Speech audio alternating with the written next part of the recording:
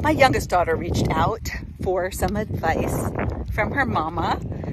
She's really struggling with overwhelm and being stressed out from her job, her corporate job.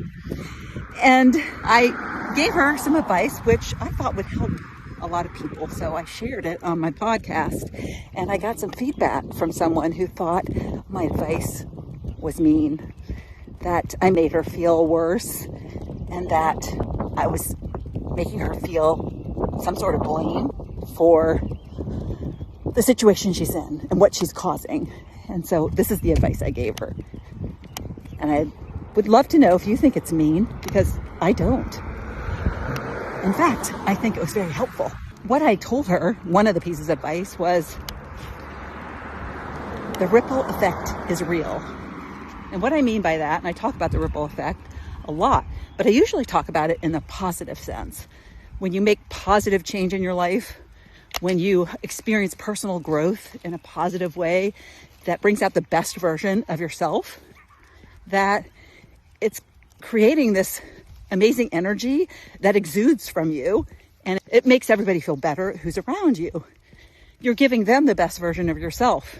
And when you're not giving them the best version of yourself, the opposite is true.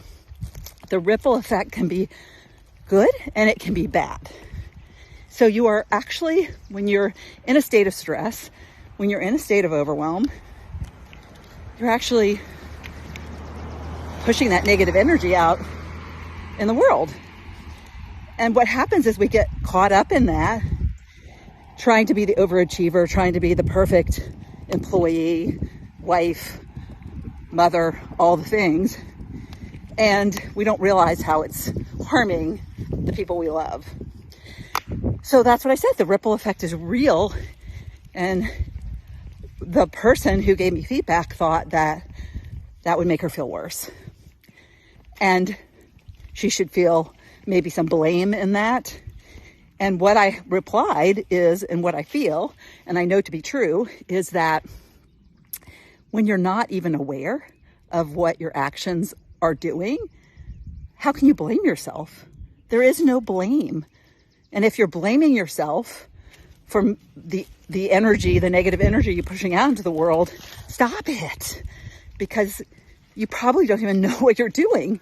Now, if you're intentionally spreading bad energy, which the majority of people don't do, then yeah, you can blame yourself. But we blame ourselves, which even makes our energy even worse.